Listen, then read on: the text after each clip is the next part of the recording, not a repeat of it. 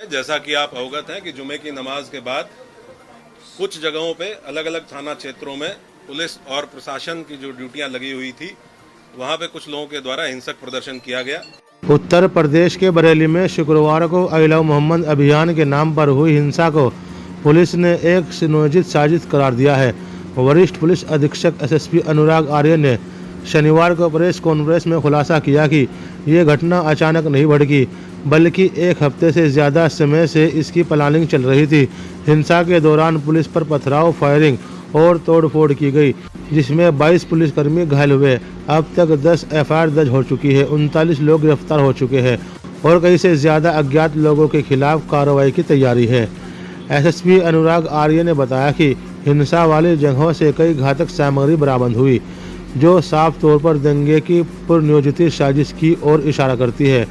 Petrol से भरी कांच की बोतलें, इन्हें पेट्रोल बम के रूप में इस्तेमाल करने की तैयारी थी।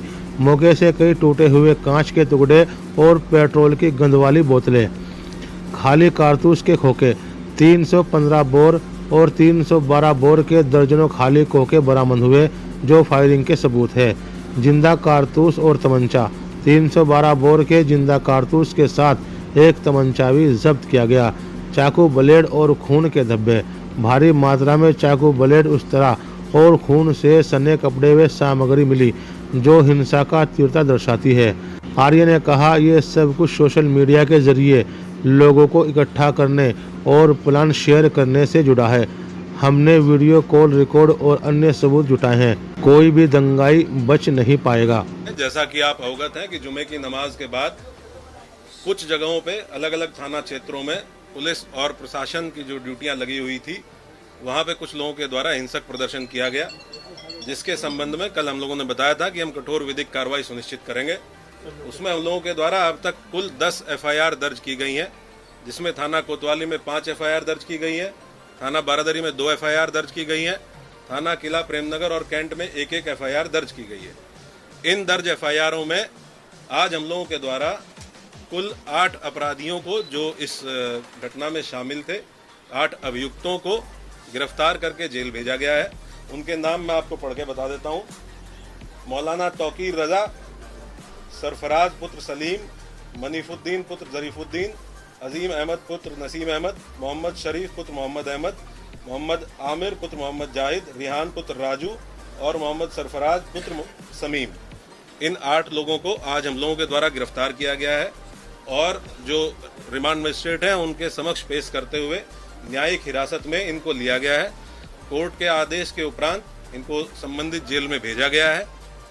टोटल जो 10 एफआईआर दर्ज हुई हैं, उसमें जो प्रमुख एफआईआर है थाना कोतवाली की, इसके बारे में मैं आपको बता देता हूँ। एफआईआर नंबर 489/25, जिसमें भारतीय न्याय संहिता की धारा 109(1), 109(2), 118(2), 121(2), 189(5), 191(2), 195(1), 196(1), 196(2), धारा 223, 310(2), 324(5), 324(6), 61(2), धारा 62, आपराधिक कानून संशोधन अधिनियम धारा 7, सार्वजनिक संपत्ति नुकसान निवारण अधिनियम धारा 3 और सार्वजनिक संपत्ति नुकसान निवारण अधिनियम धारा 4। इन समस्त गंभीर धाराओं में जो हमारी प्रमुख एफआईआर है, जो खलील तिराहे पे घटना हुई थी, जिसमें जो पुलिस बल वहां पे लगा हुआ था, मजिस्ट्रेट्स जो वहां पे लगे हुए थे, इनके द्वारा बहुत संयमित तरीके से वहां जो भीड़ आई अचानक से, उसको रोकने का प्रयास किया गया, समझाने बुझाने का प्रयास किया गया। उसके बावजूद इस भीड़ के द्वारा बैरिकेडिंग को तोड़ के पुलिस बल के साथ दुर्व्यवहार करते हुए इस्लामिया कॉलेज पहुंचने के लिए प्रयास किया गया और उसके अंतर्गत पुलिस के ऊपर हमलावर हुए, पुलिस के ऊपर पथराव किया गया। वहां से हम लोगों के द्वारा जो सामग्री रिकवर हुई है, उसके बारे में मैं आपको बता देता हूँ। ईंट पत्थर के टुकड़े भारी मात्रा में रिकवर किए गए हैं, चप्पल जूते भारी मात्रा में, पुलिस के टूटे हुए बैरिकेड रिकवर किए गए हैं। वहां से कुछ ब्लेड्स, खोखा, कारतूस 12 बोर और 315 बोर के, जो संभवतः फायरिंग में यूज होंगे, वो रिकवर किए गए हैं। जिंदा कारतूस रिकवर किए गए हैं। एक तमंचा 12 बोर का, जो संभवतः वहां किसी उपद्रवी के पास से गिर गया था भगदड़ में, एक ये रिकवर किया गया है। अवैध चाकू, लाठी, डंडे और कुछ कांच की टूटी हुई बोतलों के टुकड़े, जिनसे पेट्रोल की बदबू आ रही है, जो संभवतः पेट्रोल भर के लाया गया था। ये सारी चीजें वहां से, जो घटनास्थल था खलील तिराहे का, वहां से बरामद की गई है। 2 वाहन क्षतिग्रस्त हुए हैं, गाड़ी संख्या UP 32 EG 3137 और एक मोटरसाइकिल, ये 2 वाहन क्षतिग्रस्त हुए हैं। अभी 8 लोगों को हम लोगों ने गिरफ्तार किया है। टोटल हम लोगों ने 39 लोगों को अब तक हिरासत में लिया है। 8 लोगों को गिरफ्तार करके न्यायिक हिरासत में भेज दिया गया है, जेल भेज दिया गया है।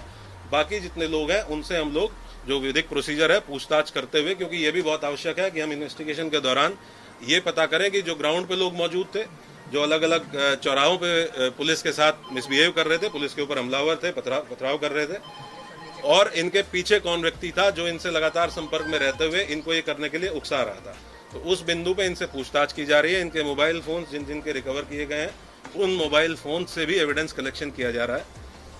हम लोग लगातार ये सुनिश्चित करेंगे कि जो भी अभियुक्त इस घटना में शामिल थे, इन 10 FIRs में जो भी अभियुक्त शामिल थे, उन सभी की पहचान सीसीटीवी फुटेज के माध्यम से, जो हमारा मैनुअल इंटेलिजेंस होता है उसके माध्यम से, टेक्निकल इंटेलिजेंस के माध्यम से, और जो हमारे अभिसूचना विभाग है उसके माध्यम से हम लोग एकत्र करेंगे।